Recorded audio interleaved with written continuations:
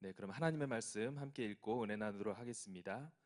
오늘 우리에게 주신 하나님의 말씀 시편 18편 31절 말씀입니다. 네, 구약 성경 시편 18편 31절 말씀 저와 여러분이 다 같이 함께 읽겠습니다. 여호와 외에 누가 하나님이며 우리 하나님 외에 누가 반석이냐. 아멘. 이제 허장 목사님 나오셔서 누가 나의 왕이며 누가 우리의 하나님인가 라는 제목으로 말씀 선포해 주시겠습니다.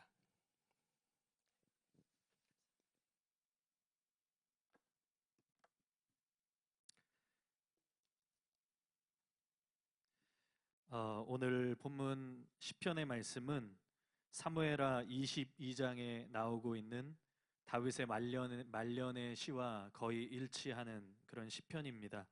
이 시가 특별히 다윗의 유언이 나오고 있는 사무엘하 23장에 앞서 나온다는 것은 다윗이 그의 말년에 지난 날을 회고하면서 일평생 하나님이 자신에게 어떤 분이셨는지를 노래하고 있는 아주 중요한 다윗의 평생을 그가 어떻게 살았는지에 대해서 그가 스스로 시를 통해서 하나님께 고백하고 있는 그런 노래라고 할 수 있습니다. 다윗은 자신이 왕이었지만 자기가 왕이라는 것을 드러내기 위함이 아니라 진정한 왕이 되시고 진정한 하나님이 되시는 여호와를 고백하면서 주님을 찬양하고 있습니다. 그가 왕이었지만 사실 그는 아무것도 아니었습니다. 왕이라고 하면 대단한 권력과 대단한 힘을 가지고 있고 무엇이든지 할 수 있을 거라고 생각하지만 사실 왕도 구원자이신 하나님이 없다면, 또 왕이신 그를 통치하시는 하나님이 없다면 아무것도 아닌 인생이라는 것을 다윗은 충분히 깨달았습니다. 그래서 자신의 인생, 자신의 그 유한한 인생 가운데서 참된 목적이 되시는 하나님을 계속해서 높여드리고 그가 의지하고 하나님의 목소리에 청종하고 하나님을 신뢰하고 여호와 외에는 그 누구도 왕이 될 수 없고 그 누구도 하나님이 될 수 없다는 것을 그는 진짜 자기의 삶으로 고백하고 노래했던 것입니다. 우리가 다윗처럼 말년의 인생을 살아가는 것은 아닙니다. 우리는 청년의 때를 살아가고 있습니다. 그러나 우리의 삶의 때때로 누가 우리의 하나님이시고 누가 우리의 왕이신지를 묻고 돌아볼 필요가 있습니다. 진정한 왕이 우리 앞에 있습니다. 진정한 하나님이 우리 가운데 함께 하십니다. 그런데 많은 사람들이 진정한 왕을 앞에 두고 다른 왕들을 찾습니다. 다른 왕이 되어줄 것, 내가 다른 것 의지할 수 있는 것, 그것이 자기가 되었든 다른 어떤 것이 되었든, 또 진정한 왕을 앞에 두고 자기가 왕으로 일어나려고 합니다. 그러나 또한 다윗과 같은 소수의 사람들은 진정한 왕이신 하나님을 인정하고 그분께 엎드려서 그분을 의지하고 그분을 구합니다. 우리는 지금 이 순간 나의 삶을 돌아보면서 물어보아야 할 필요가 있습니다. 누가 나의 왕이고 누가 우리의 하나님이신가? 이런 의미에서 우리가 성경을 통해서 누가 진정한 왕을 앞에 두고 왕을 찾았는지, 또 누가 스스로 자기를 높여서 왕이 되고자 했는지, 또 누가 진정으로 왕을 인정하고 그분을 의지했는지, 우리가 이 세 부분을 살펴보면서 우리의 인생을 또한, 우리의 모습을 또한 돌아보는 시간이 되기를 원합니다. 한번 따라해 보도록 하겠습니다. 왕을 두고 왕을 찾는 사람들. 여러분 풍자를 아시죠? 풍자라는 말 혹은 해악이라고 하는 말 아시죠? 문학 비평 용어 사전에 보면 이 풍자라는 말은 인간의 어리석은 행위를 조롱하기 위해 각각 다른 주제를 잡다하게 다룬 것이다, 이렇게 말을 합니다. 우리가 곧 나누겠지만 사무엘상 8장에 보면 이스라엘이 왕이신 하나님을 두고 다른 왕을 요구합니다.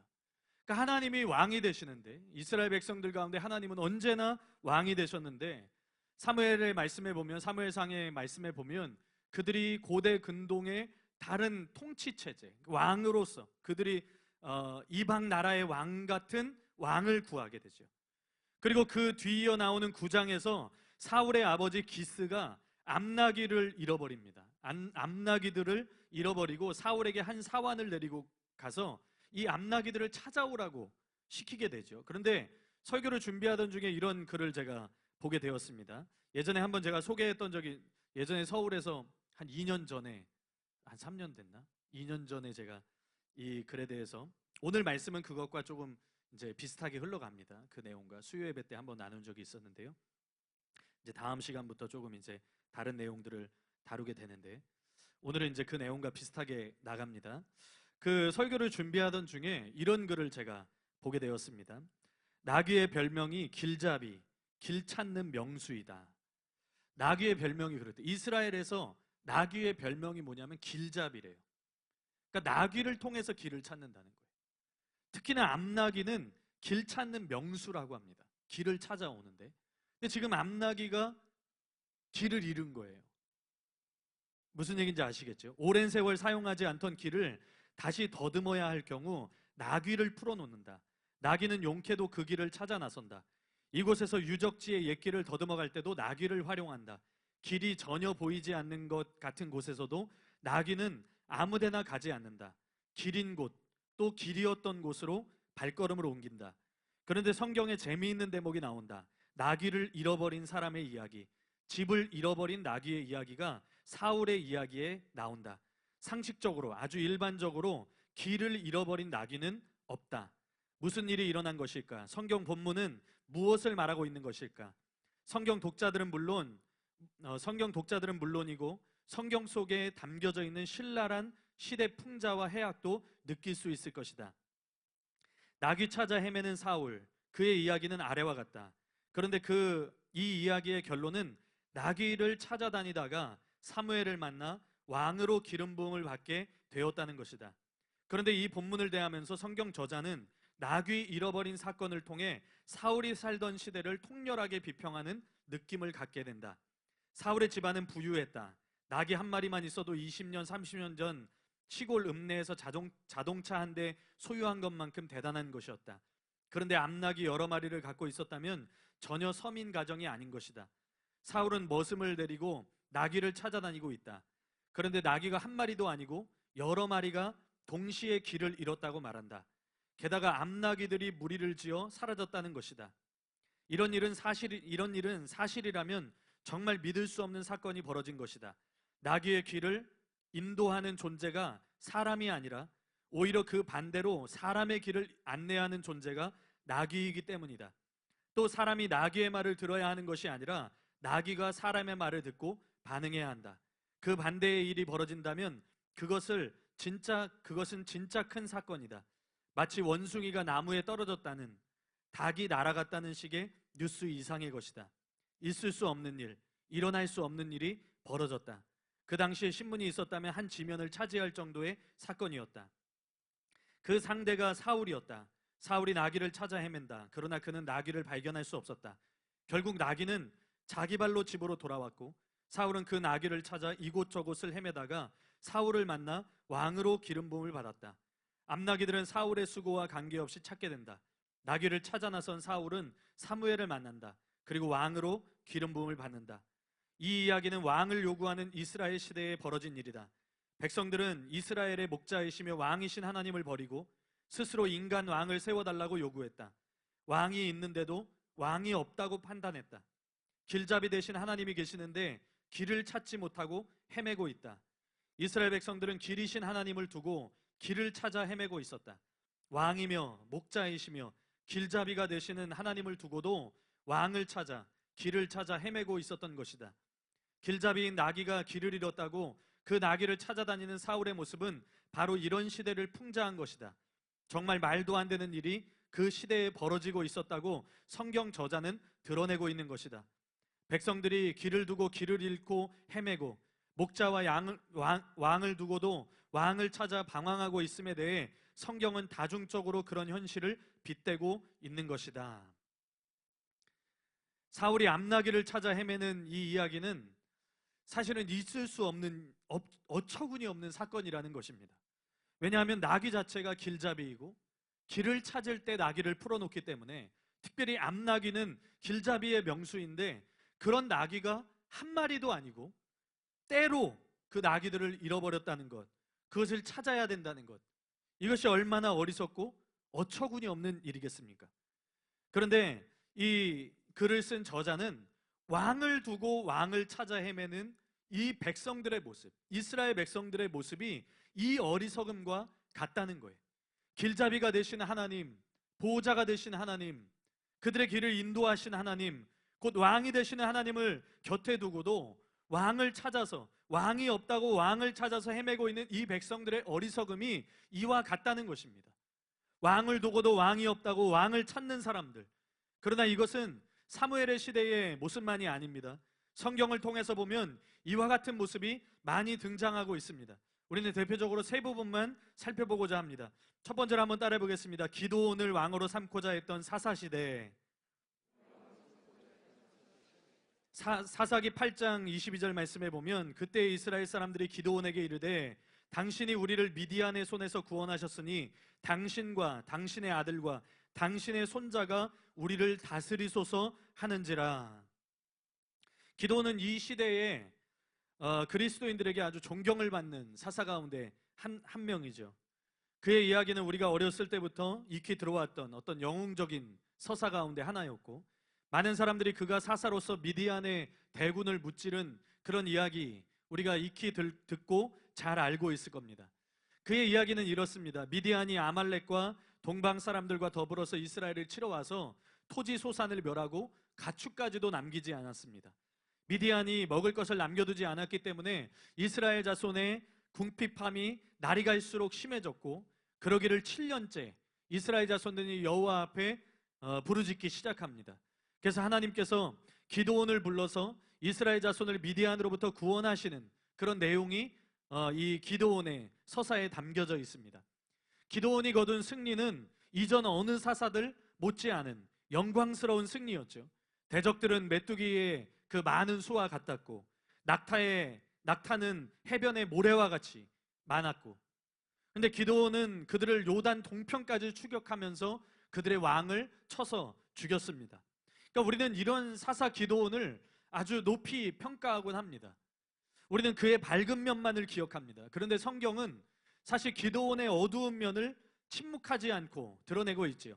그는 우리가 긍정적으로 생각하는 것과는 다르게 오히려 이스라엘 사사들의 타락의 시초와 같습니다. 그러니까 이스라엘이라고 하는 이 사사기라고 하는 성경은 일종의 사이클로 되어져 있어요. 사이클. 근데 이런 이런 곡선으로 되어져 있습니다.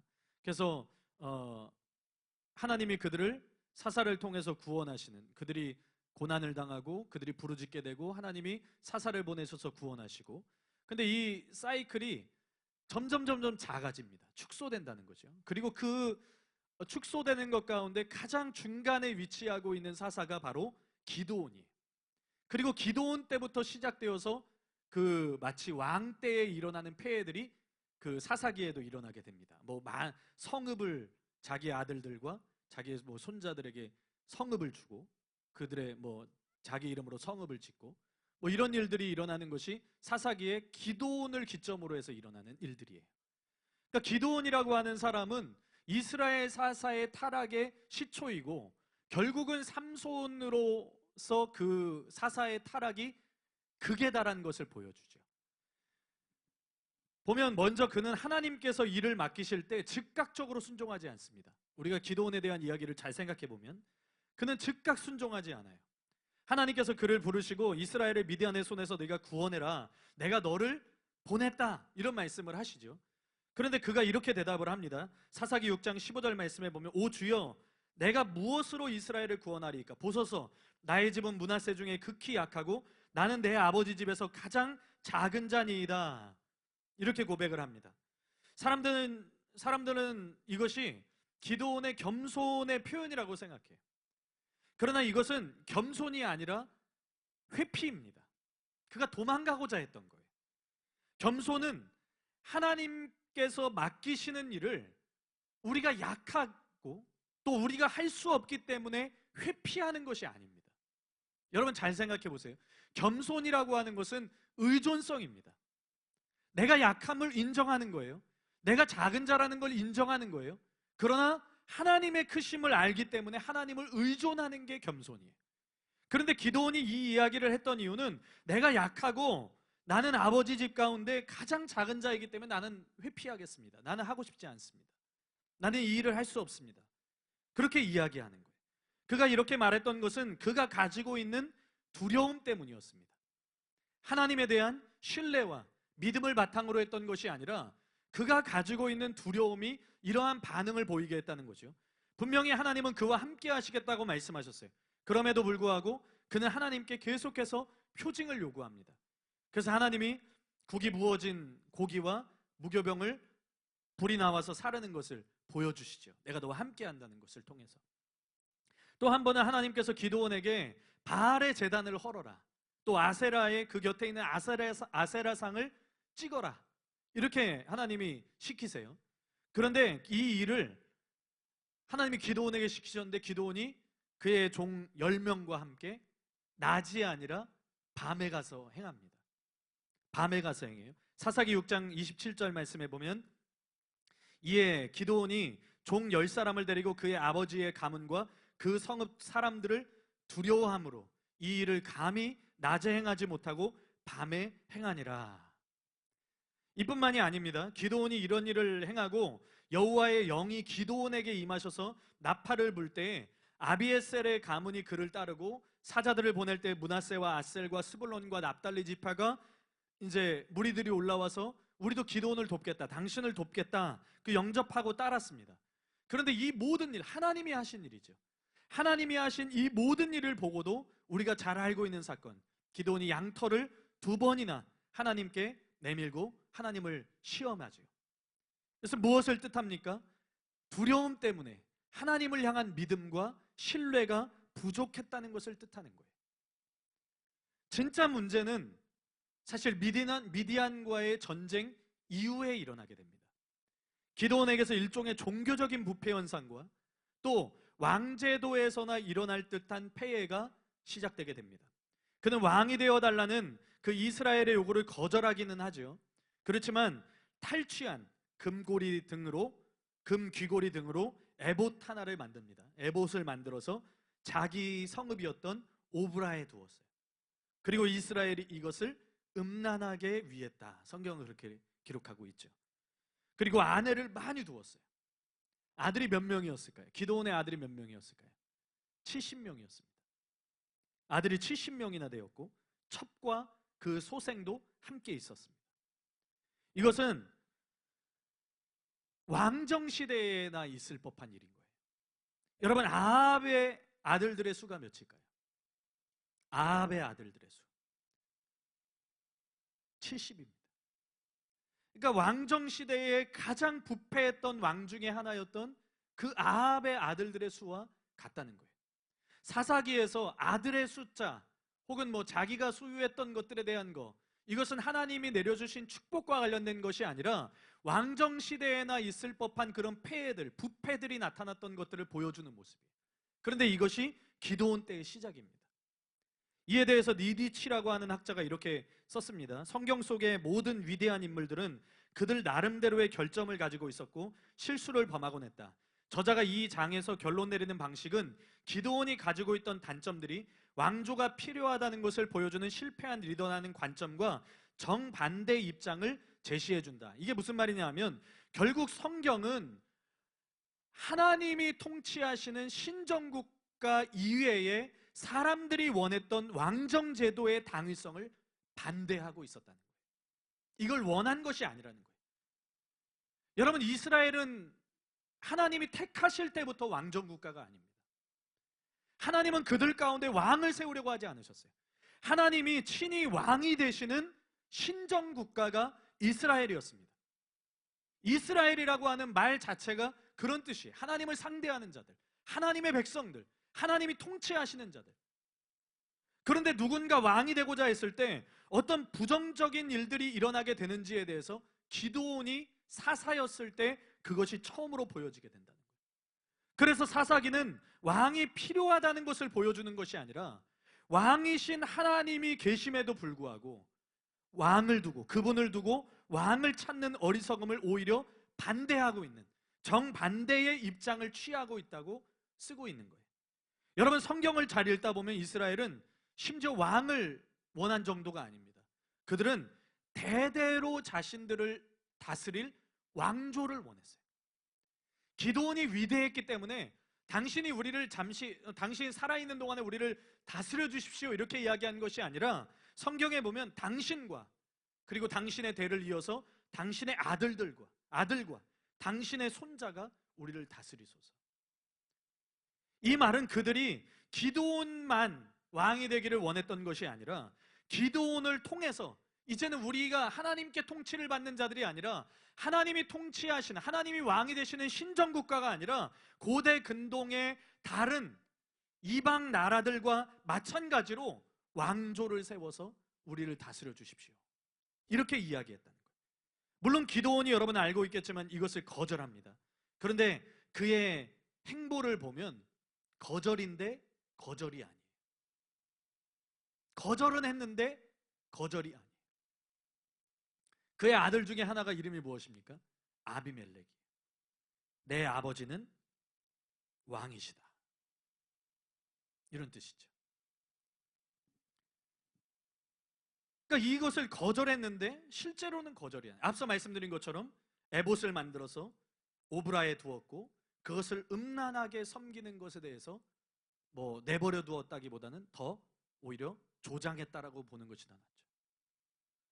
애초에 에봇은 제사장이 만드는 겁니다. 제사장이 만들어야만 했고 또한 만들었다면 여호와를 섬기는 성막에 사용되어야만 합니다. 그런데 기드온은 이것을 어떻게 사용했습니까? 자기의 이 에봇을 통해서 자기와 자기의 집안의 영광을 가져오려는 의도로 이것을 사용했다는 거예요. 결국 기드온이라는 그 이스라엘의 영웅적인 한 인물이 죽게 되었을 때 이스라엘은 다시 바알을 숭배하는 것으로 돌아가게 됩니다. 여러분, 기드온의 별명이 무엇입니까? 여룻바알. 바알과 싸워서 이긴 자, 바알과 싸우는 자, 이런 뜻이죠. 근데 이 별명인 기드온이 어떤 그냥 가까운 미시적인 관점에서는 바알에게 승리했을지 모르지만 결국에는 바알에게 패배하고 그 숭배로 넘어갈 수밖에 없었다는 거예요. 이유가 무엇입니까? 왕을 두고 왕을 찾았던 사람들, 또 왕을 두고 왕을 세우고자 했던 사람들, 그들이 하나님이 아니라 사람을 의지할 때, 하나님이 아니라 사람을 경배할 때 이러한 패배의 자리로 나아갈 수밖에 없었다는 겁니다. 영거라고 하는 학자는 기드온의 이야기에 대해서 이렇게 적절하게 쓰고 있습니다. 이 스토리의 마지막 아이러니는 바알을 대적한 야훼의 챔피언인 기드온이 국가적인 배교를 관장했으며 그의 죽음 뒤에 온 나라가 다시 바알 숭배에 완전히 빠져들게 되었다는 것이다. 여룻바알이라는 이름은 아이러니하게도 뒤틀림을 얻게 되었다. 백성들은 기드온의 에봇을 경배하기 위해 오브라로 왔으며 하나님을 찾거나 하나님께 영광 돌리기 위해서 온 것이 아니었다. 그러므로 기드온의 믿음은 미신으로 전환되었을 뿐이다. 결국 기드온의 입술로는 오직 여호와만이 하나님이시고 오직 자신은 왕이 아니라 하나님만이 왕이시다 이야기했지만 사실은 왕가라는 그 올무에서 빠져나오지 못한, 올무에 걸려버린 그런 리더십을 보여주고 있다는 겁니다. 심지어 기드온이 죽은 후에 기드온의 아들인 아비멜렉을 통해서 일어난 사건들, 곧 자기가 왕이 되고자 자신의 형제 그들을 죽이고 암살하게 된 것에 대해서, 후에 북왕조 이스라엘에서 일어났던 많은 일련의 반역들과 반란들, 그리고 자신의 골육에 대한 암살의 길을 시작하도록 준비시켜주는 역할을 했다라고 트렌드 버틀리라고 하는 학자는 쓰고 있더라고요. 그러니까 아비멜렉이 자신의 형제 70에 달하는 그 자신의 형제들을 다 죽였던 일들은 북이스라엘의 왕들이 자기의 왕조를 세우기 위해서 자기의 왕을 배신하고 혹은 자기의 어떤 친족들을 배신하고 죽이고 반란을 일으키고 그래서 자기가 왕이 되고 그것의 시초가 되었다, 그렇게 쓰고 있다는 거예요. 실제로 남유다와는 다르게 북이스라엘 그 왕조는 편할 날이 없었죠. 형제끼리 죽여서 왕권을 빼앗고 갑자기 왕조가 바뀌고, 이것이 조금은 비약일 수도 있지만 기드온이 이러한 길을 준비시켜 준 것이나 다름없다는 거예요. 기드온 이후에 사사 시대의 타락상이 극에 달합니다. 사사가 자기의 권력을 갖기 시작해요. 사사가 하나님이 때에 따라서 세우신 하나님의 사람, 하나님이 왕이셔서 하나님 안에서 판결하고 하나님 안에서 싸우는 장수가 되는 그런 것이 사사였는데, 기드온 이후로 일어난 사사들의 모습은 자기가 왕이에요. 자기 것을 세워요. 자기 것을 두기 시작해요. 자기 성읍을 갖기 시작해요. 심지어 자기 아들들에게 권력을 주기 시작해요. 이것이 사사기의 타락의 시초였다는 거예요. 권력을 세습하고 아들과 손자들에게까지 권력을 나누어 주고, 그것이 사사기에 모두 기록되어져 있습니다. 그러나 이것은 기드온만의 실수가 아니라는 거예요. 왕을 두고 왕을 찾았던 이스라엘 백성들이 자초한 거예요. 하나님이 왕이신데 그 하나님을 의지하는 것이 아니라 단지 사람에게 의지하려고 했던 백성들의 완악함이 결국은 우상 숭배의 길로 다시 돌아가는 결과를 낳은 것이고, 신정국가에서는 있을 수 없는 그런 왕정국가에서나 일어날 법한 그런 폐해들, 그런 타락의 길들이 그 시대 가운데 일어나게 되었다는 거예요. 그리고 여러분들이 알고 있는 것처럼 사사기의 마지막 부분에는 세상에서도 있지 않을 법한 그런 살인과 윤간의 일들, 그리고 한 지파 자체가 무너질 뻔했던 사건들, 사라질 뻔했던 사건들, 이것이 사사기에 하나님을 의지하지 않는, 하나님이 왕이 되시는 것을 거절했던, 하나님이 왕이심에도 불구하고 그 왕이신 하나님이 계신데 그 하나님이 우리와 함께 하시고 그들과 함께 하셨는데 그 하나님을 원한 것이 아니라 세상 왕을 원하고 자기들을 다스려줄, 자기들이 의지할 수 있는 눈에 보이는 그런 것을 찾았던, 그런 왕을 찾았던 그 백성들이 만들어낸 결과였다는 거예요. 여러분, 하나님을 의지하지 않는 것, 하나님이 왕이신데, 하나님이 우리의 왕이 되시는데 그 왕을 두고, 그 왕이 앞에 계시는데 그 앞에 계신 왕을 두고 또 다른 왕을 찾는다는 것이 얼마나 어리석고 무서운 것인지에 대해서 성경은 우리에게 숨기지 않고 드러내고 있다는 거예요. 사람들이 하나님의 말씀을 따라 사는 것이 아니라 자기의 소견에 오른 대로 자기가 왕이 되고 눈에 보이는 사람으로서의 왕을 의지하려고 하고 그들을 세우려고 하고 그들을 추대하려고 하고, 그것이 얼마나 위험하고 어리석고 무서운 것인지에 대해서 성경은 우리에게 침묵하지 않고 보여주고 있다는 것입니다.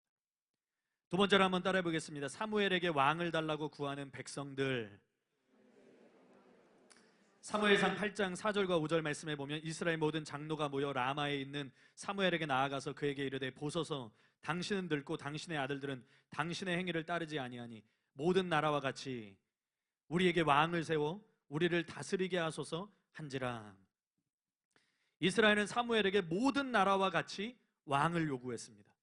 곧 하나님이 아닌 다른 이방 나라들과 같은 그런 왕을 세워서 우리를 다스리게 해달라고 요구한 거예요. 그래서 사무엘은 하나님께서 말씀하신 대로 백성들에게 왕의 제도가 가져올 폐해, 그 왕의 제도가 너희들에게 어떤 그런 폐해를 가져올지, 너희가 어떤 고통을 당하게 될지, 하나님이 지금 너희에게 허용하셔서 왕을 세워주신다고 할지라도 너희에게 어떤 일이 일어날지에 대해서 이 사무엘이 하나님의 뜻을 따라서 다 그들에게 이야기해 줍니다. 결국은 그 왕이 너희를 다스리면서 너희 것을 다 취해갈 것이다. 너희 것이 다 빼앗길 것이다. 너희 자녀들은 그들의 종이 될 것이다.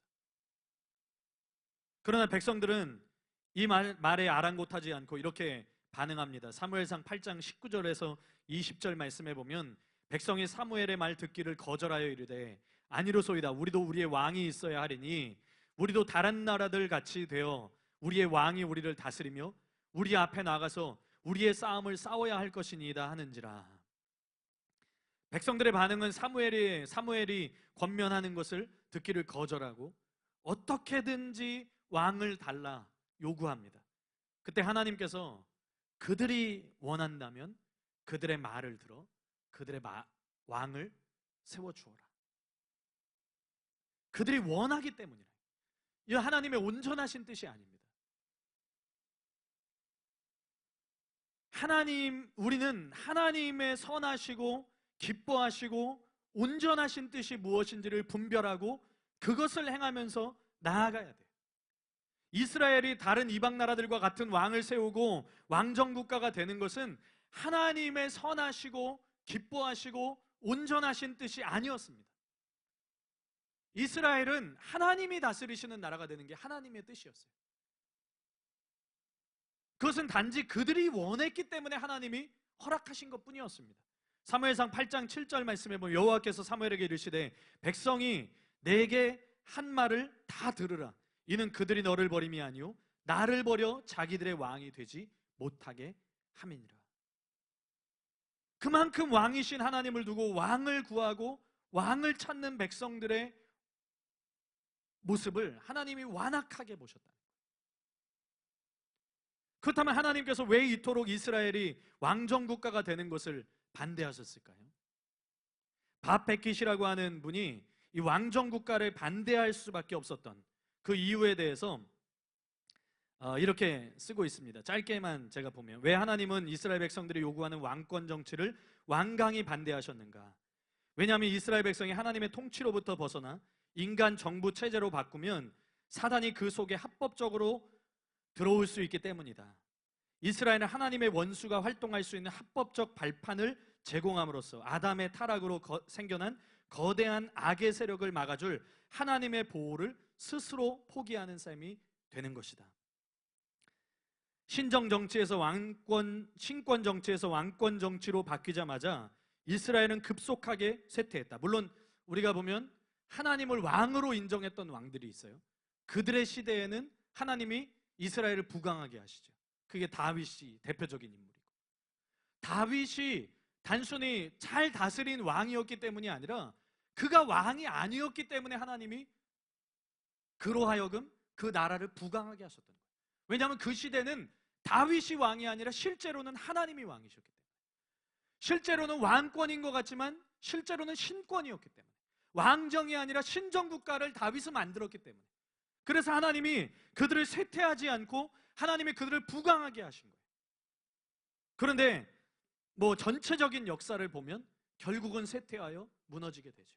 하나님을 왕으로 인정하지 않는 왕들이 너무 많았기 때문에. 전에는 비록 이스라엘이 하나님을 거역하며 죄를 범했다 할지라도 하나님은 항상 신실하심으로 그들을 자신의 품으로 돌아오게 하셨다. 이제 이스라엘은 하나님의 손에서 벗어나 세상 정부를 선택했다. 사단에게 합법적 권한을 부여하여 그들이 강력한 진, 즉 영적 요새를 정부 체계 속에 구축함으로써 다가올 세대의 모든 이스라엘 백성들의 삶에 영향이 미칠 터였다. 이스라엘 백성은 자신들이 한 선택의 심각성을 제대로 이해하지 못했기 때문에 사무엘을 통한 경고와 기회에도 불구하고 마음을 돌이키지 않고 결정해버렸다.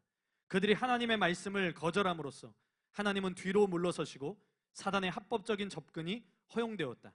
그리고 이스라엘은 그 결과로서 고난을 받아야만 했고 그 이후에 많은 세대 동안 쓰라린 눈물을 흘려야만 했다. 왜 하나님의 온전하신 뜻 안에는 이스라엘이 왕정 국가, 왕권 국가가 되는 것이 없었는가? 왜 하나님은 그것을 원하지 않으셨는가? 왜 하나님은 허용하시기는 했지만 선하시고 기뻐하시고 온전하신 하나님의 뜻은 아니었는가? 그건 바로 그들이 하나님의 다스림 가운데 있어야만 하는 하나님의 백성이어야만, 하나님의 다스림 가운데 있는 하나님의 백성이어야만 그들을 보호하시고 그들을 왕으로서 통치하시고 그들을 그 능력 안에서 안위하실 수 있기 때문에 그들이 그걸 원해야 했다는 거예요. 그들이 그 안에 있어야 됐다는 거예요. 여러분, 우리가 하나님이 왕이 되신다는 것을 오해하는 것이 있어요. 나는 종이 되고 나는 백성이 되고 하나님은 좋은 위치에 있고 하나님은 왕이 되고 하나님은 다스리는 자가 되고, 그게 우리에게 너무나도 당연하면서 어떤 경우에는 내가 마치 손해보는 것처럼 나는 섬기기만 해야 되고 하나님을. 그런데 하나님이 단순히 섬김을 받기 위해서 우리에게 왕이 되시겠다는 것이 아니에요. 하나님은 우리를 안위하기를 원하시는 거예요. 하나님은 우리를 보호하기를 원하시는 거예요. 하나님은 우리의 왕이 되셔서 우리 위에 군림하는 그런 세상 왕을 이야기하는 게 아닙니다. 세상 나라의 통치는 왕이 백성들 위에 군림합니다. 왕이 자기가 살기 위해서 백성들을 강압해서 백성들을 죽음으로 몰아넣는 것이 세상의 왕권이에요. 그러나 하나님이 왕이 되시는 신정은 백성들을 살리기 위해서 자기가 죽는 거예요. 백성들을 보호하고 백성들을 안위하기 위해서 백성들의 생명과 백성들의 영혼을 살리기 위해서 왕이 대신 죽는 것이 하나님의 나라예요. 세상 나라의 왕정으로 하나님 나라의 신정을 평가할 수 없다는 거예요. 하나님은 하나님의 백성들을 보호하기를 원하셨어요. 하나님은 하나님의 백성들을 살리기를 원하셨어요. 하나님은 하나님의 백성들이 잘 되기를 원하셨어요. 하나님은 하나님의 백성들이 그분 안에서, 그 통치 안에서 하나님의 아낌없는 사랑을 받기를 원하셨어요. 그것이 자기의 생명일지라도 내어주기를 원하셨어요. 그런데 사람들이 원하지 않았어요.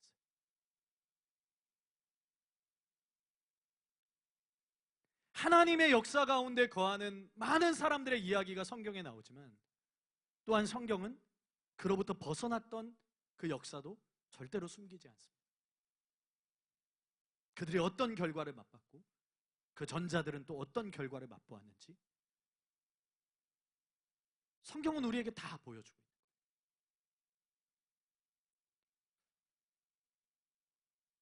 만약 그들이 하나님이 아닌 다른 왕을 찾고 다른 왕을 세우게 되면 결국 그것이 하나님의 보호에서 스스로 벗어나는 것이고 스스로 그들이 사단에게, 다른 통치에게 합법적으로 문을 열어주어서 더 이상 하나님의 백성이 아니라 그들의 종이 되고 마는. 하나님은 이스라엘을 보호하기를 원하셨어요. 그런데 그들은 그러한 하나님의 보호하심, 하나님의 인도하심, 하나님의 사랑과 하나님의 안위하심을 스스로 버리고 스스로 선택한 거예요. 그러니 여러분 생각해 보십시오. 우리가 지금은 대통령이 통치하는 시대이기 때문에 신정국가니 왕정국가니 이런 것을 우리의 사회에서는 잘 모를 수 있지만 우리의 신앙의 삶에서는 이것이 분명합니다. 누가 왕이 되고 있는가? 누가 나를 다스리고 있는가? 누가 나를 통치하고 있는가? 나는 내가 살아가는 한순간 한순간을 누구의 뜻대로 살아가고 있는가? 누가 나의 주인이고 누가 나의 하나님인가? 우리가 시편의 말씀을 통해서 보았지만 다윗에게는 여호와 외에 하나님이 없었어요. 곧 여호와 외에는 자기를 다스리는 분이 없었어요. 여호와 외에는 반석이 없었어요. 여호와 외에는 자기를 보호할 수 있는 분이 없었다는 거예요. 여호와만이 자기가 의지할 대상이었고 여호와만이 자기를 안위하시는 분이었고 여호와만이 자기가 신뢰할 수 있는 유일한 분이었고 여호와만이 자기를 통치하시고 다스리시는 유일한 왕이셨어요. 유일한 하나님이셨어요. 그런데 우리는 어떻습니까? 또 이 시대는 어떻습니까? 누가 왕이 되고 있는가? 누가 나를 다스리고 있는가? 누가 내가 의지하고 있는 분인가? 누가 나를 보호해 줄 수 있는 분인가? 나는 누구를 나의 보호의 그런 주인으로 모시고 있는가? 이것이 우리의 삶 가운데서 작은 일인 것 같지만 실제로 하나님의 보호를 완전히 무너뜨릴 수 있는 그런 엄청난 사건이 될 수도 있다는 거예요. 엄청난 선택이 될 수도 있다는 거예요. 하나님이 아니라, 하나님이 왕이 아니라 그 하나님을 두고도, 그 왕을 두고도 내가 왕이 되기를 원할 때, 그 왕을 두고도 다른 존재를 왕으로서 찾고 의지할 때 원수가 활동할 수 있는 합법적인 발판을 제공하게 됩니다. 하나님의 보호를 스스로 포기하고 하나님의 안위를 스스로 무너뜨리는, 이스라엘의 역사를 통해서 하나님의 보호가 사라진 그들이 얼마나 큰 고통을 당했는지, 얼마나 많은 세대 동안 쓰라린 눈물을 흘려야만 했는지 우리는 정확하게 알고 있습니다. 이 어리석은 일을 수많은 사람들이 지금도 답습하고 있다는 거예요. 그 진리가 하나님의 왕 되심, 하나님이 우리의 구원자이실 뿐만 아니라 하나님이 우리의 왕이 되셔서 우리의 일생을 다스리고 우리의 일생을 인도하고 우리의 일생이 하나님의 통치 가운데, 하나님의 보호 가운데 거하는 것. 그래서 하나님의 뜻을 행하기 위해서 나를 드리고 나의 삶을 드리고 내가 주인 되는 것이 아니라 내 뜻대로 살아가는 것이 아니라 하나님의 뜻대로 살기를 원하고, 그래서 성령의 능력을 구하고 그 능력으로 죄를 이기면서 살아가고, 이것이 너무나 중요한 진리임에도 불구하고 이것을 잃어가고 있다는 거예요. 이것이 잃어버린 진리가 되었다는 거예요. 자기의 삶이 바뀌지 않는데, 자기의 삶이 왕의 뜻대로 가고 있지 않은데, 자기가 왕이 되어서 자기의 삶의 많은 부분들을 자기가 지탱하고 자기가 버팀목이 되어지고 자기의 일생 가운데서 자기의 힘이 전부인 삶을 살아가고 있는데도 사람들이 그 믿음의 심각성을 깨닫지 못하고 그 좌초되어진 그 탈선한 그 양심과 믿음에 대해서 심각성을 느끼지 못하고 수많은 사람들이 이 진리를 잃어버린 채로 살아가고 있다는 거예요. 세 번째로 한번 따라해 보겠습니다. 왕으로 오신 예수님을 알아보지 못하는 그분의 백성들. 예수님은 온 우주 만물의 창조주가 되시고 왕이 되십니다. 그분은 태초부터 하나님과 함께 하시면서 온 우주 만물을 창조하시는 일에 개입하셨습니다. 그래서 요한복음은 이렇게 시작을 합니다. 요한복음 1장 1절에서 3절 말씀에 보면 태초에 말씀이 계시니라. 이 말씀이 하나님과 함께 계셨으니 이 말씀은 곧 하나님이시니라. 그가 태초에 하나님과 함께 계셨고 만물이 그로 말미암아 지은 바 되었으니 지은 것이 하나도 그가 없이는 된 것이 없느니라. 요한복음 왕이신 예수님을 증거하면서 시작합니다. 곧 그분을 하나님과 또한 우주의 전생애 가운데 역사하셨던 그 창조주와 연관시켜서 관련시키고 있다는 거예요. 예수님은 온 우주 만물을 창조하고 다스리시는 하나님이시고 또한 왕이시라는 거예요. 요한복음은 바로 그것을 강조합니다. 그러니까 브루스 밀런이라는 학자는 마태와 누가는 우리를 요람과 구유로 인도하고 마가는 구약의 예언으로 인도하고 요한은 우리를 태초로 인도한다, 그렇게 말을 하더라고요. 그래서 그분이 태초로부터 우리의 창조주가 되셨다는 것, 뿐만 아니라 태초로부터 우리를 다스리시는 하나님이 되셨다는 것, 곧 왕이 되셨다는 것, 그분이 왕이시라는 것, 이걸 보여주면서 시작한다는 거예요. 그런데 예수님께서 이 땅에 오셨을 때 자기 백성들이 왕이신 예수님을 영접하지 않죠. 우리가 요한복음 1장 11절에서 자기 땅에 오며 자기 백성 영접하지 아니하였으니, 당시 유대인들은 왕이신 예수님을 거절합니다. 마찬가지로 지금도 다수가 예수님을 영접하지 않고 겉으로는 예수님을 구원자라고 말하지만, 심지어는 겉으로는 예수님을 왕이라고 말하지만 실제로 하나님의 백성이 되지 못하는, 실제로는 하나님의 다스리심을 거부하고 세상의 통치를 원하는, 자기가 통치하고 싶어하는 그 모습을 가지고 있다는 거예요. 케네스 해긴 목사님은 이 부분에 대해서 다음과 같이 쓰셨습니다. 그러나 예수님을 자기의 구원자로서만 받아들이는 것으로는 충분하지 않습니다.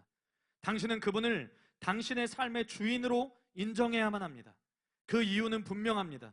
우리는 마귀의 종노릇을 해왔었습니다.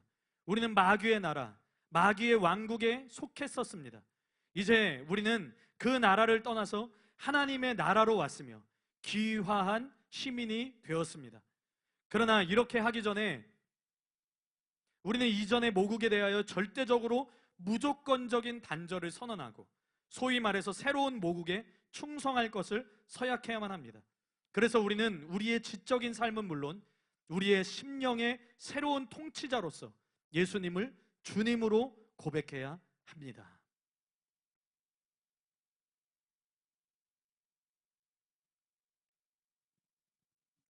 어쩌면 이 글을 읽을 때 여러분들 가운데도 이런 생각을 하시는 분들이 있을지 모릅니다.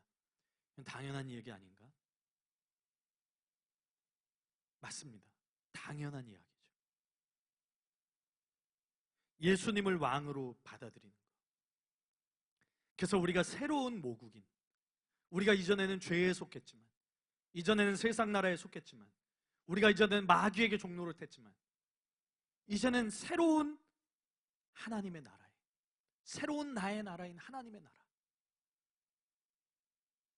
그 나라에 속해야 한다는 거, 우리가 믿는 자로서 내 나라가 바뀐다는 거, 내 통치가 바뀐다는 거, 내 왕이 바뀐다는 거, 여러분 이건 지극히 당연한 겁니다. 그런데 이 시대에서 몇이나 이전에 섬겼던 그 마귀의 나라, 마귀의 왕국, 즉 세상의 나라로부터의 무조건적인 단절을 선언하고 지금 새로운 모국에 대한 충성의 서약을 경험하고 있을까요? 문제는 정말 우리를 구원하시기 위해서 자기를 내어주신 그 왕이신 예수님처럼 나 자신을 주님을 위해서 내어줄 수 있을 만큼 그분이 이제는 나의 왕이 되시고, 그분이 나를 통치하시고, 그분이 나의 가운데 함께 하셔서 나를 다스리시고, 내가 그분의 뜻을 행하는 것이 내게 기쁨이 되어지고, 내가 그분의 뜻대로 살아가는 것이 내가 하나님의 백성으로서, 하나님의 종된 자로서, 하나님의 뜻 안에 거하는 하나님께 속한 자로서 너무나 당연한 것이 되고 있는지, 아니면 우리의 유익을 위한 단지 그런 왕이신지, 단지 내 유익을 위해서, 내가 바뀌는 것이 아니라, 내가 달라지는 것이 아니라 단지 내 유익을 위해서 하나님이 달라지기를 원하는지. 그분이 우리의 왕이실 수 있습니다. 그분이 우리의 왕이실 수 있어요. 우리가 그분의 통치 가운데 거하지 않으면서도 우리가 우리의 겉모습으로 그분이 우리의 왕일 수도 있습니다. 우리가 그분을 왕으로 모시기를 원할 수도 있어요. 그런데 그것이 우리 하나님을 위해서인지 아니면 나의 유익을 위해서인지 우리가 우리 자신을 돌아볼 필요가 있습니다. 우리 중 누가 예수님의 왕되심을 거부하겠습니까? 왕이 아니라고 하면, 예수님이 왕이 아니라고 하면 오히려 섭섭한 거죠. 어떻게 예수님 왕이 아니라 그럴 수 있어? 예수님 왕이신데. 근데 왕도 왕 나름인 거예요. 역사를 보면 왕도 왕 나름인 거예요. 진짜 왕이 있고 허수아비 왕이 있어요. 내 삶의 진정한 주관자로 하나님을 모셔드릴 수도 있고, 그냥 허수아비 왕으로 내 삶에 그저 끼워 넣을 수도 있다는 거예요. 후안 까르로스 오르티즈 목사님은 주권에 대한 책에서 다음과 같은 지적을 했습니다. 오늘날 많은 그리스도인들이 주님을 자신의 필요에 따라 변형시켜 받아들이며 그분이 정작 받아야 할 대접을 하고 있지 않습니다. 주님을 영접하는 데 있어서 이러한 태도는 매우 잘못된 것입니다. 우리는 주님을 주님으로 영접해야 합니다. 그분을 우리 마음 내키는 대로 이렇게 저렇게 변형시켜서는 안 됩니다. 여러분, 우리는 주님을 주님으로 영접해야 됩니다. 내 뜻에서 원하는 주님이 아니라 말 그대로 주님이 되셔야 된다. 말 그대로 주님으로 영접해야 된다. 내 삶의 완전한 주인, 나를 완전하게 통치하시는 분, 나를 완전히 다스리시는 분, 내 삶 전체, 내 삶의 모든 모습들, 그 한 부분 한 부분마다 하나님이 개입하시지 않는 흔적이 없고 하나님이 간섭하시지 않는 삶의 모습이 없는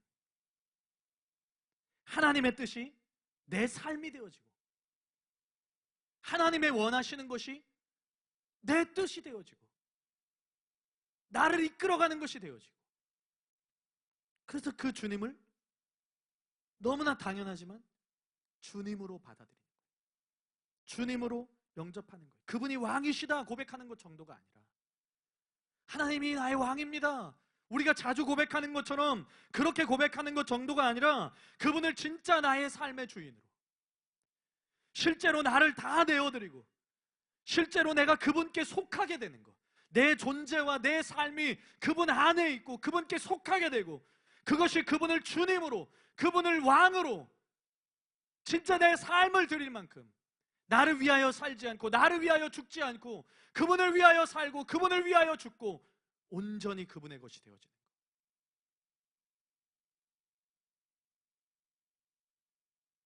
사도 바울이 말하는 것이 무엇입니까?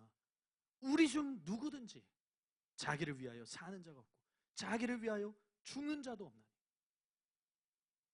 살아도 주를 위하여 살고 죽어도 주를 위하여 죽는다. 사나 죽으나 주의 것이기 때문에.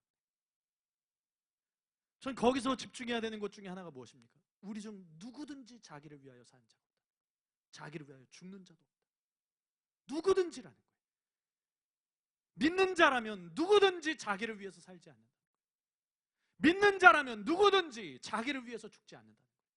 주를 위해서 산다는 거예요. 주를 위해서 죽는다는 거예요. 사나 죽으나 주님의 것이라는 거예요.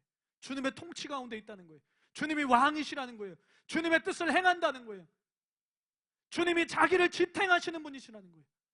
사나 죽으나 주님께 속한 자가 된다는 거예요.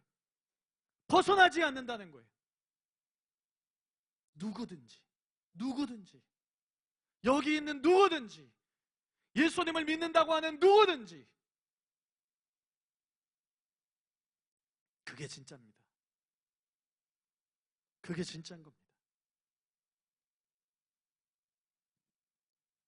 여러분, 이 시대에 교회들을 보면 예수님이 당신의 왕이 되셔야 한다고 말하면 거부하고 싫어하고 받아들이지 않는 사람들이 있을까요? 예수님이 당신의 왕이십니다. 그런데 난 싫어요. 나는 거부합니다. 여러분, 100이면 100 모두 그 사실을 인정하려고 할 겁니다. 그걸 알고 있는 게 중요한 게 아니라는 거예요. 오죽하면 기독교 애창곡 중에 내가 주인 삼은 모든 것 내려놓고 내 주 대신 주 앞에 나가, 이런 찬양도 있을 정도니까. 이것이 진리라는 걸 압니다. 사람들이 예수님이 우리의 구원자이실 뿐만 아니라 우리의 왕이시라는 거 사람들이 압니다. 그거 거부하지 않습니다. 싫어하지 않습니다. 하나님은 우리의 왕이십니다. 하나님은 우리의 통치자이십니다.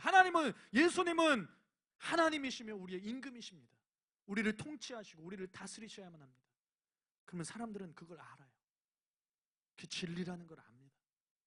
그런데 주님은 말뿐인 영접이 아니라, 말뿐인 충성이 아니라, 말뿐인 주인과 종의 관계가 아니라 정말 자기의 삶을 다 드려도, 자기의 존재를 다 드려도, 자기의 생명을 다 드려도 아깝지 않을 그런 주님, 그런 임금, 그런 왕, 그런 통치자, 하나님은 그분이 우리에게 그렇게 되기를 원하신다. 그것은 이기적인 하나님의 뜻이 아니라 우리를 보호하기를 원하시고, 우리를 안위하기를 원하시고, 사랑하고 아껴주기를 원하시고, 그분께 속할 때 우리에게 있을 어떠한 유익, 하나님 안에서만 누릴 수 있는 것, 그것을 하나님이 주시기를 원하시는 거예요. 내가 나로서 평안을 원하고, 내가 나로서 유익을 원하고, 내가 나로서 안위를 원하고, 이런 것들을 다 깨뜨려버리고 내가 하나님을 인정하고 하나님께 나아가고 내 삶을 드리고 내 존재를 드리고, 그것이 내 생명이라도 아까워하지 않고, 그렇게 할 때 하나님이 우리를 어떻게 보호하기를 원하시는지, 우리에게 어떻게 부어주기를 원하시는지, 우리를 어떻게 다스리기를 원하시는지. 그런데 많은 사람들이 그 후안 카르로스 오르티즈 목사님이 말한 대로 자기에 맞는 정도로 변형시킨 그런 왕을 원하는 거예요. 그런 왕을 원하는 거예요. 그런 주인을 원하는 거예요. 그런 주님을 원하는 거예요. 자기의 필요에 따라서 이렇게 저렇게 변형시킨 주님을 원하는 거예요. 자기 필요, 자기 위, 자기를 위해서 맞춰진 왕을 달라고 요구하는 거예요. 진정한 왕이 우리 가운데 계시는데 자기에게 맞는 왕을 달라고 찾고 있는 거예요. 그래서 출애굽 때 모세의 때나 또 사무엘의 시대나 사사기 때나 또 이스라엘 역사 속에서나 또 예수님 당시 또 지금에 이르기까지 사람들은 자기에게 맞춰진 왕을 원한다. 자기가 중심이기 때문에.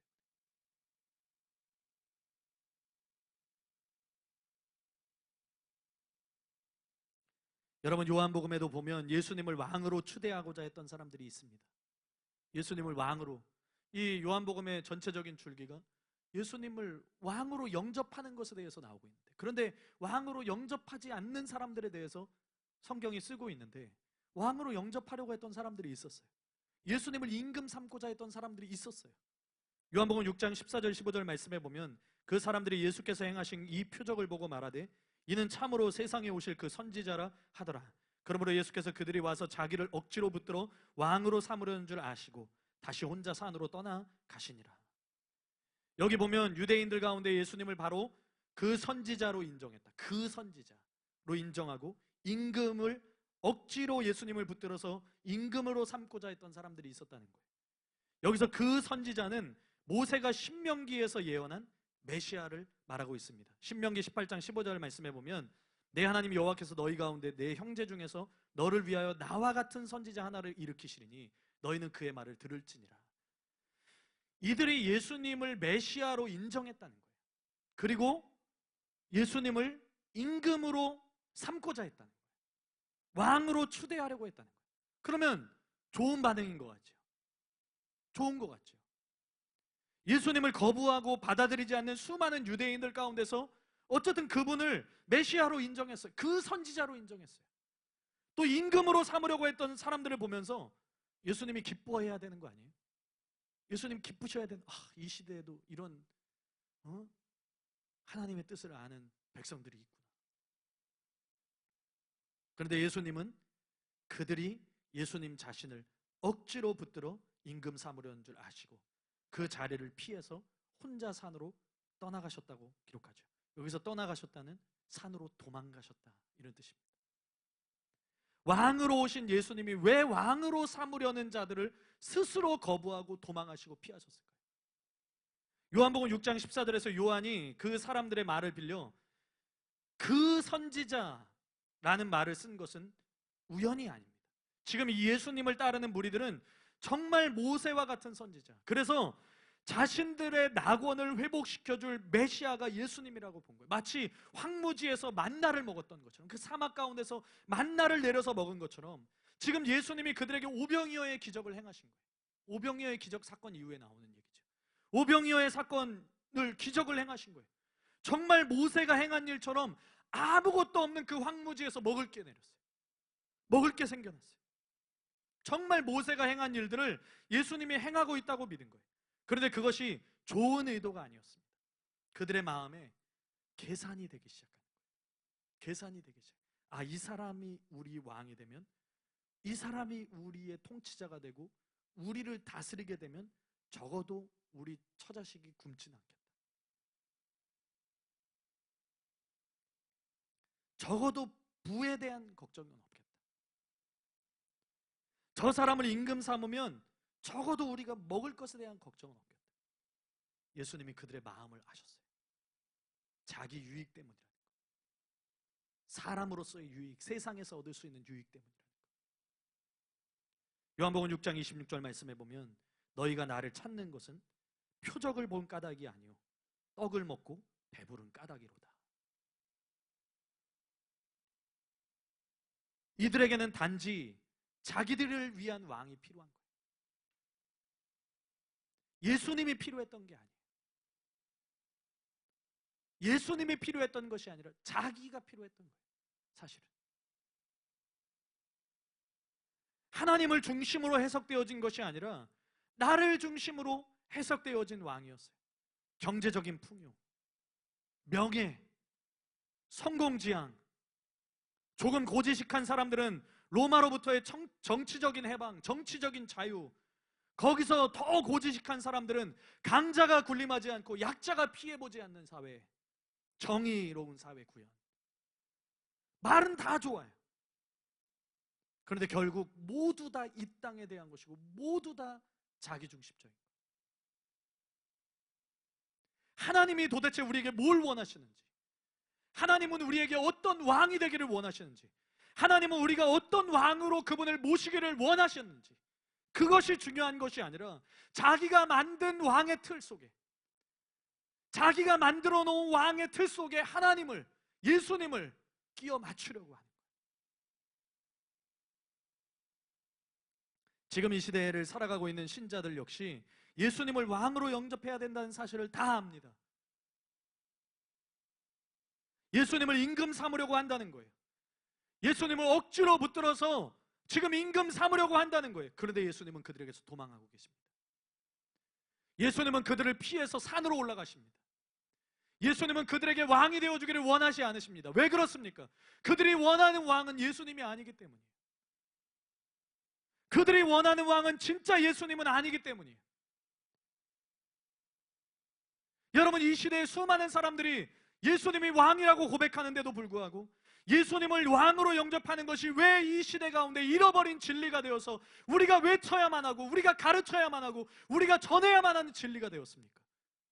왜 복음 가운데 반쪽짜리 구원이 되어서, 왜 복음 가운데 반쪽짜리 복음이 되어서 예수님이 구원자이심을 인정하지만 예수님이 임금 되심을 인정하지 않는 그런 반쪽 구원, 반쪽 복음이 되어버렸습니까?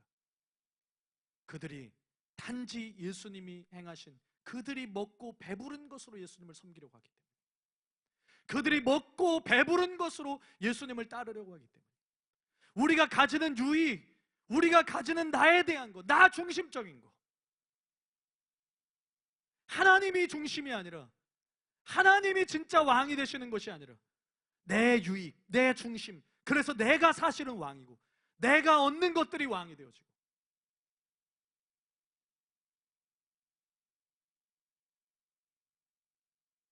너희가 나를 왕으로 삼으려는 것은 너희가 나에게서 나오는 표적, 이 표적이라고 하는 것은 가르치는 어떤 이정표를 말하는 거예요. 예수님이 행하시는 표적들을 보면, 특별히 요한복음을 통해서 예수님이 행하시는 표적들을 보면 예수님이 누구신지를 보여주고 있어요.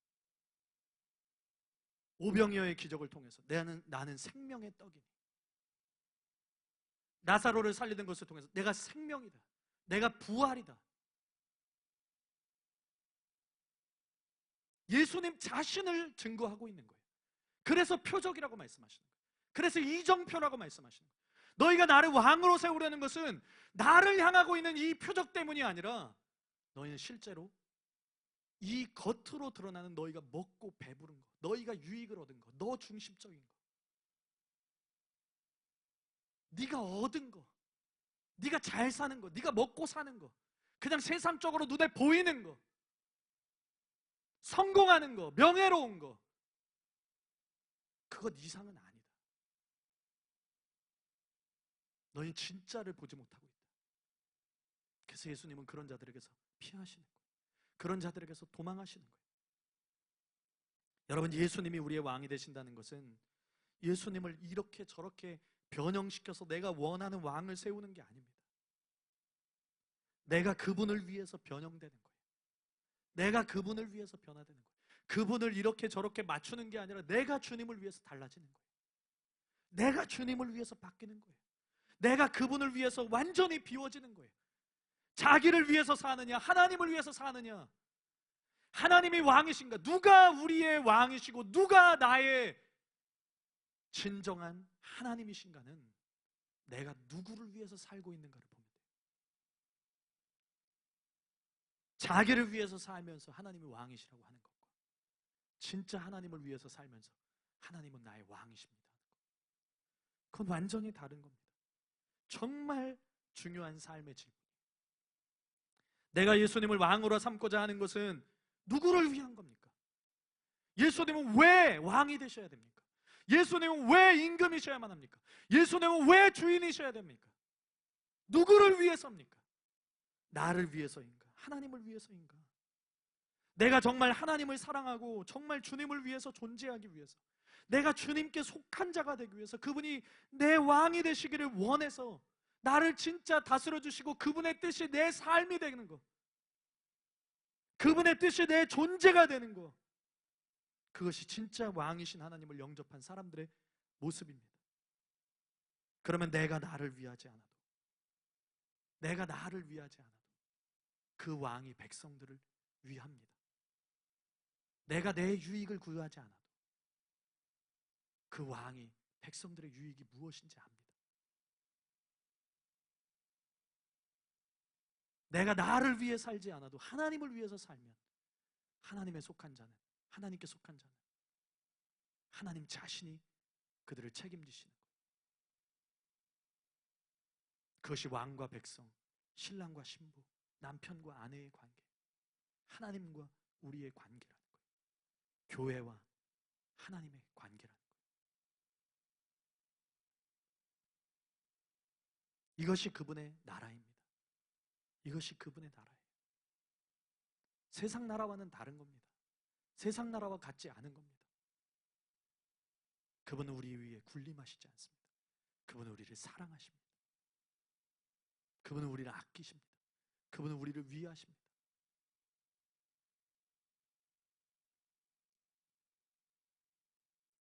마지막으로 이 말씀만 드리고 오늘은 말씀을 맺고자 합니다. 제가 지난 시간까지, 물론 이제 지난주에는 차전도사님께서 설교하셨지만 그 전까지 하나님이 보시는 정직에 대한 설교를 했습니다. 근데 마지막 부분에 있어서 좀 제 마음에 한 가지 불편함이 있었어요. 그 설교를 끝마치고 한 일주일 정도 지내면서 뭔가 이렇게 찝찝한 거, 뭔가 걸려있는 듯한 그런 한 가지 불편함이 있었습니다. 그게 뭐였냐 하면, 하나님은 도대체 왜 우리를 보시는가 하는 거였어요.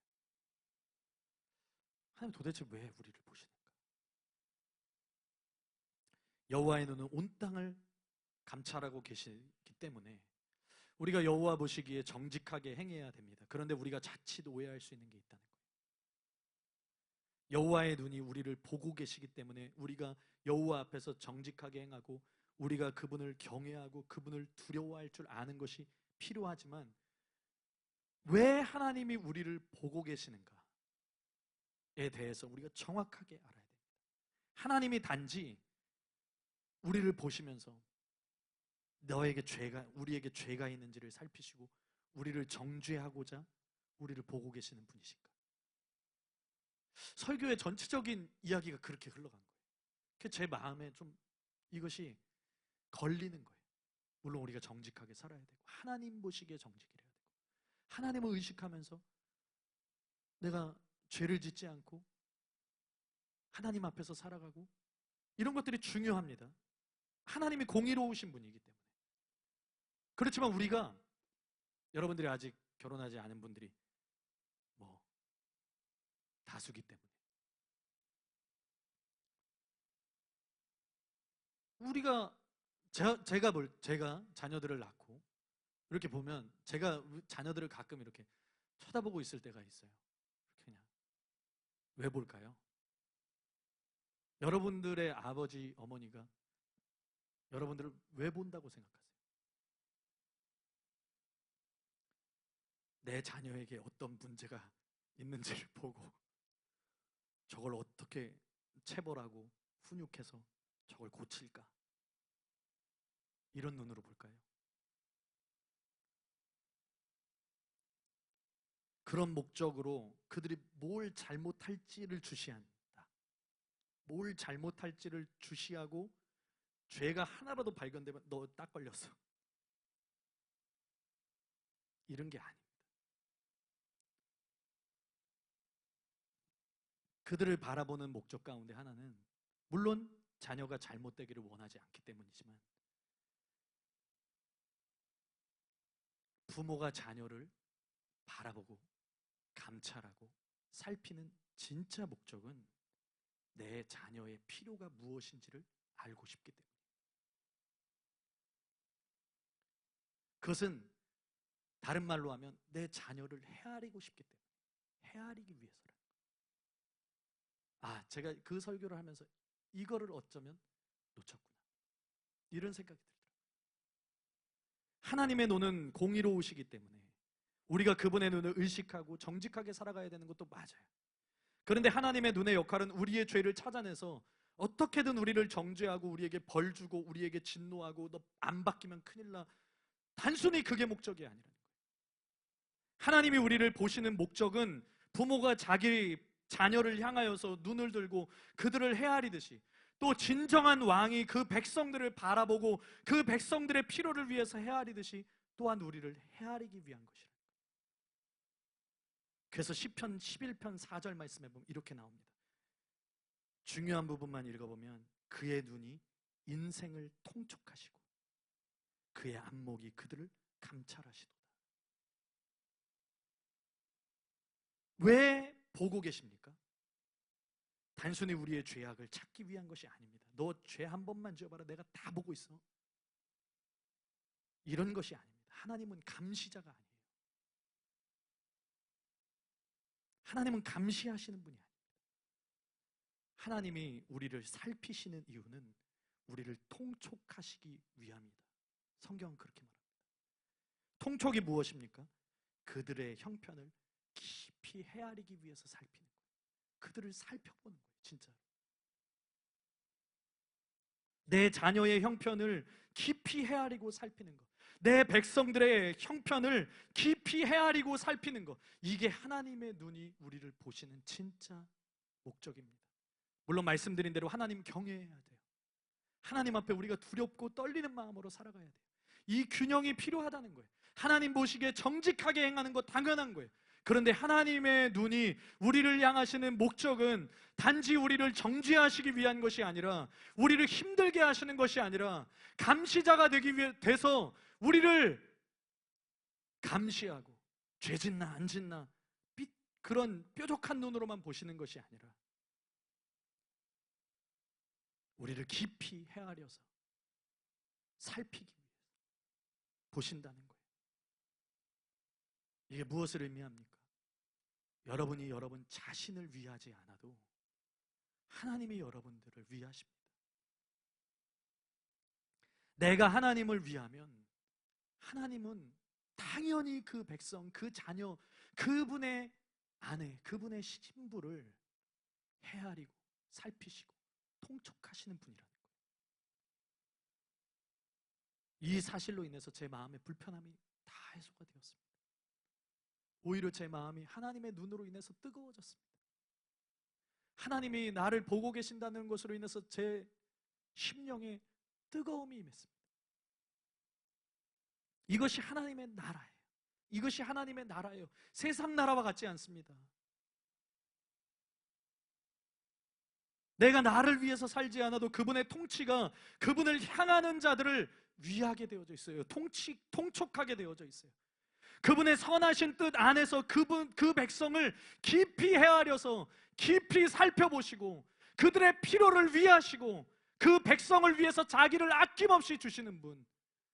내가 주님을 위해서 살면, 내가 주님을 위해서 죽으면, 내가 주님의 것이 되면 그분이 나의 것이 되어서 나를 위해서 사시고 나를 위해서 그 생명을 들이시고 그분은 다 주실 준비가 되어져 있어요. 이미 다 주셨어요. 그분은 다 위하셨어요. 그것이 하나님입니다. 그래서 우리를 위해서 죽으신 거예요. 그분의 눈이 우리를 보실 때 우리의 아픔을 두고 보실 수 없어서 자기를 주신 거예요. 자기의 목숨을 주신 거예요. 세상 나라와는 다르게 왕이 자기 생명을 주는 나라가 어디 있습니까?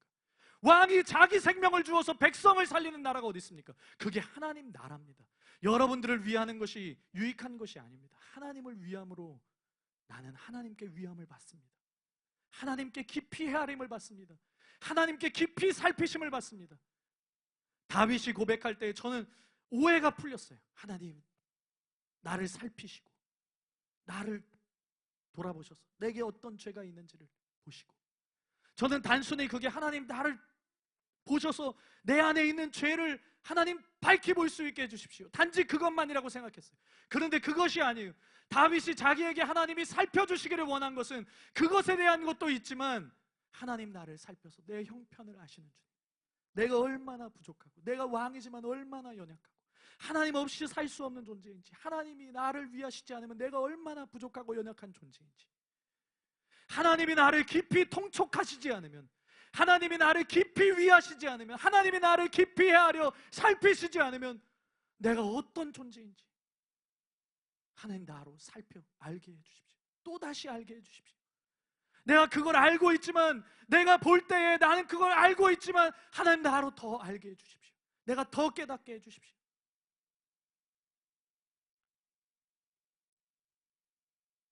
하나님은 우리가 이 나라 안에 거하기를 원하십니다. 오늘 우리의 나라를 파쇄하시기를 바랍니다. 오늘 나의 나라는 파쇄하시기 바랍니다.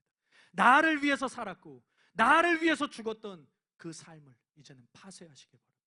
나의 것이 되었던 나라, 세상의 것이 되었던 나라, 마귀에게 종로로 타고 있었던 나라, 이제는 예수님의 이름으로 파쇄하시고 이제는 생명의 아들의 나라로 여러분들 완전히 옮김받는 하나님의 사람들이 되시기를 예수님의 이름으로 축복합니다. 하나님의 사랑이 가득한 곳, 사랑의 아들의 나라죠. 사랑의 아들의 나라. 골로새서 우리를 위하시는 나라, 우리를 안위하시는 나라, 우리를 헤아리시는 나라, 우리를 통촉하시는 나라, 우리를 보시며 너희에게 필요가 무엇인지, 너희를 위한 것이 무엇인지 나보다 더 잘 아는 왕은 너희에게 없다. 여러분, 하나님을 왕으로 영접하는 하나님의 사람들이 다 되시기를 예수님의 이름으로 축복합니다. 하나님의 눈을 진짜 의식하고 그분의 사랑이 어떠한 것인지, 또 그분의 어미가 어떠한 것인지, 여러분 주님 안에 거하는 그 왕의 나라 가운데 거하는 하나님의 사람들이 되시기를 예수님의 이름으로 축복합니다. 이 시간에 함께 말씀을 기억하면서 함께 주님 앞에 간절히 기도하기를 원합니다. 하나님, 우리가 그 나라 가운데 거하기를 원합니다. 하나님은 이기적인 세상 나라의 왕이 아닙니다. 하나님은 군림하려고 하는 세상 나라의 왕이 아닙니다. 하나님은 그 통치 가운데 사랑으로서, 섬김으로써 자기를 내어주시는 진짜 왕이십니다. 우리가 그 왕을 몰랐습니다. 우리가 안다고 했지만, 이 진리를 안다고 했지만 우리가 정작 우리의 삶을 통해서 그 왕을 알고 있지 못했습니다. 우리가 때로는 예수님이 피하셨던, 예수님을 억지로 왕으로 삼고자 했던 그들과 같이 내 안의 유익을 위해서, 내 안의 세상의 유익을 위해서, 나의 유익을 위해서 하나님을 억지로 왕으로 추대하려고 했던 것입니다. 그러나 이제 나를 드리기를 원합니다. 나를 내어 드리기를 원합니다. 나를 주님 앞에 드리기를 원합니다. 진짜 왕이 되어 주시옵소서. 진짜 임금이 되어 주시옵소서. 진짜 나를 다스려 주시옵소서. 내 삶을 드립니다. 나는 내가 왕이 되기를 원하지 않습니다. 나를 위하여 살기를 원하지 않습니다. 나는 나를 위하여 죽기를 원하지 않습니다. 우리 중 누구든지 그런 생각을 가질 수가 없습니다. 그런 욕심을 품을 수 없습니다. 나 중심적인 삶을 내려놓고 하나님이 왕 되시고 하나님이 주인 되시고 하나님이 임금 되신 그 삶을 내가 살아갈 수 있도록 주님 우리를 붙잡아 주시옵소서. 탈선하지 않게 하소서. 좌천하지 않게 하소서. 하나님 안에 거하게 하소서. 하나님 우리의 왕이 되어 주시옵소서. 하나님 우리의 임금이 되어 주시옵소서. 하나님이여 우리를 다스리시옵소서. 내 삶이 주님께 속하여지고 내 삶이 진짜 주님의 것이 되어질 수 있는 그 삶이 되어지게 하여 주옵소서. 우리는 주님의 백성입니다. 우리는 주님의 백성입니다. 우리는 주님의 백성입니다. 우리가 마음을 다해서 이 시간 기도하기를 원합니다.